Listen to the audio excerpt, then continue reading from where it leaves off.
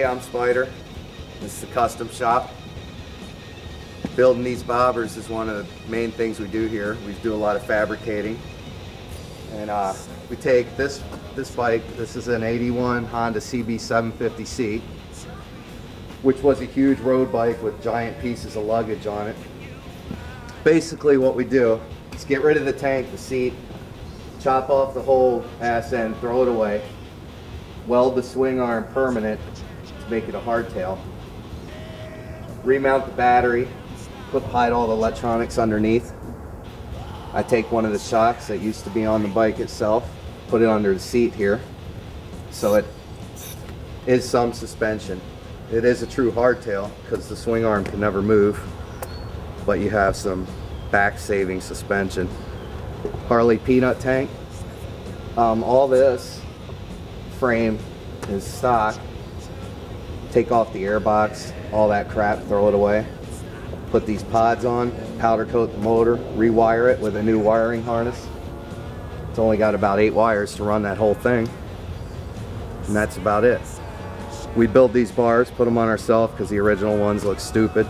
So all you really got to buy that's outside of the original bike is the seat and the tank.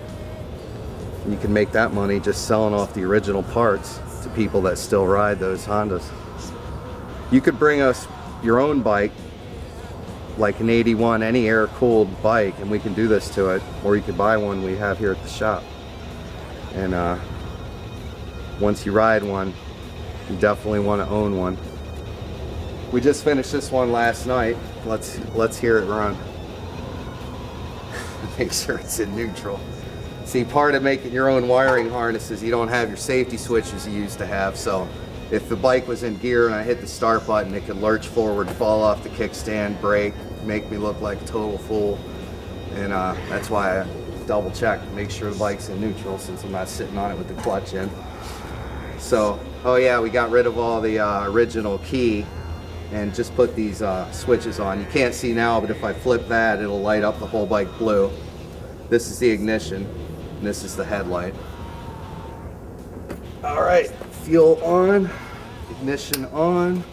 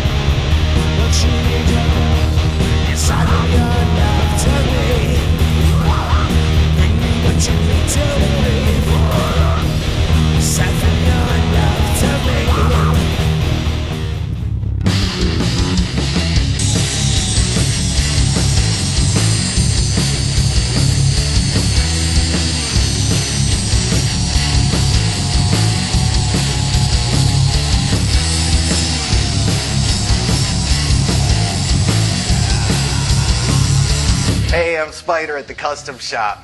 Ta-da! We just made another bike, and here it is.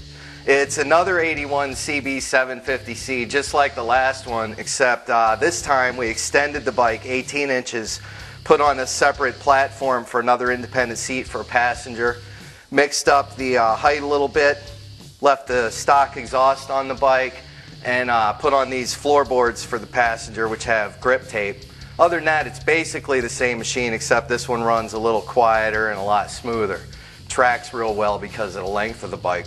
We utilized a stock choke system. This entire ignition is gone, and we went back to our original switches, which we like to do because we don't like keys. And so that got rid of all the wiring up front. All the wiring on this bike is hidden down here in the back, and the battery's under this cover.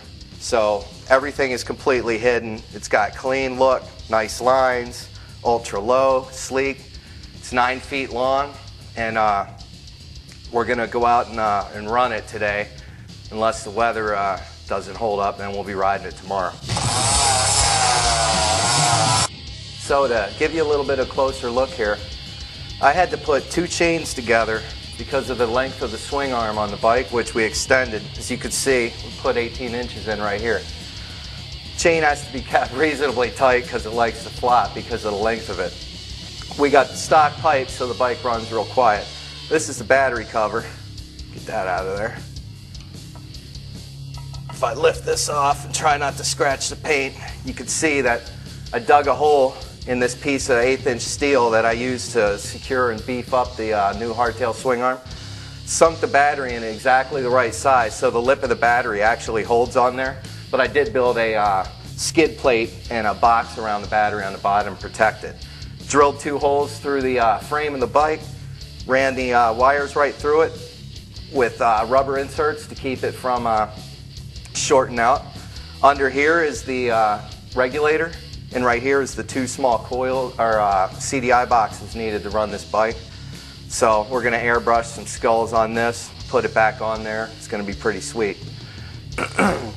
This piece here we had to leave off till the very end because we needed to get the 2 chains on and all that situated, and it's easier to put the chain on without it, but that's why that piece is off. We got all our electronics right here. This is missile launch, this is oil slick, this is headlight and tail light, and this is coil ignition. This is actually supposed to be a tack, but I didn't have one in my desk, so I put a speedo on there and ran it to the tack. So when you're sitting at an idle, it runs about 30 miles an hour. It's pretty sweet, but we're going to switch that out to a real tack. We put pods on in place of the air box, just like on the other bike, but I didn't have to do any rejetting because the stock exhaust. One of the pipes was broke clean in half, but I welded it back together, cleaned them all up and painted them, and these pipes were in such good shape I just decided to use them. But that's about it for the electronics part of the bike. So once again, we utilized the suspension setup for the seat that we came up with here at the shop.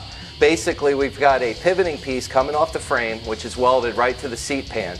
The seat pan goes to one of the stock struts that was on this bike originally.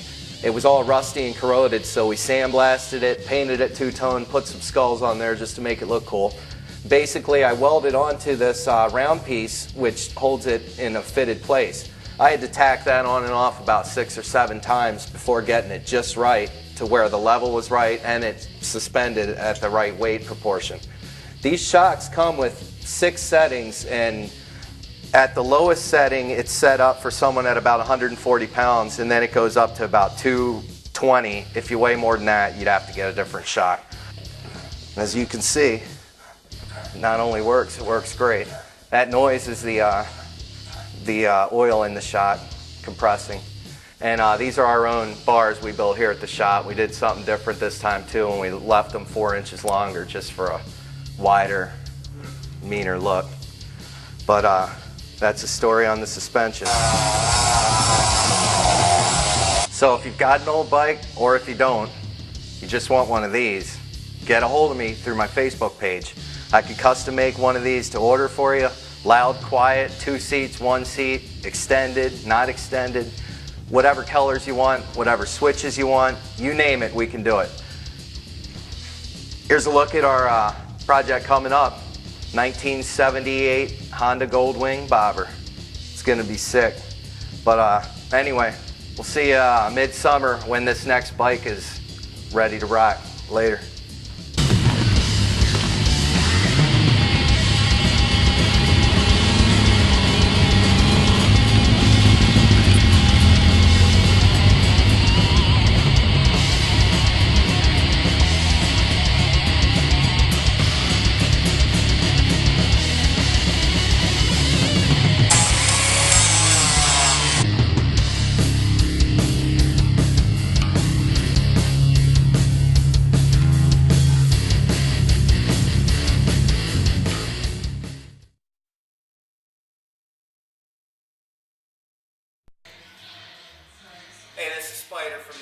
shop.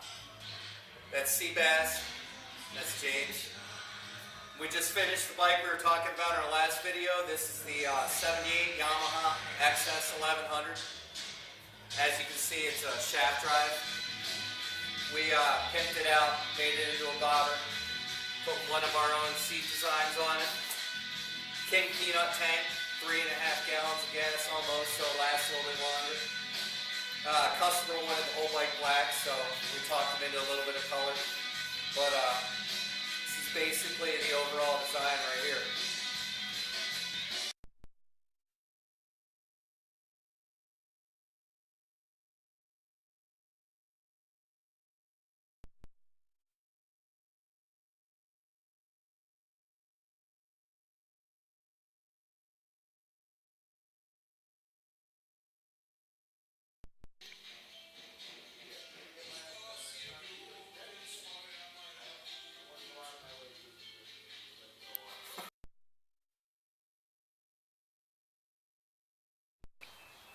Alright, we are going to fire this up.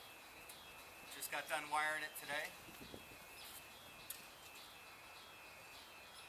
We already know it's sparking, so we checked that at the shop to make sure we got some fuel choke. It's actually an enrichener, not a choke. Alright, that should do it. Ignition on.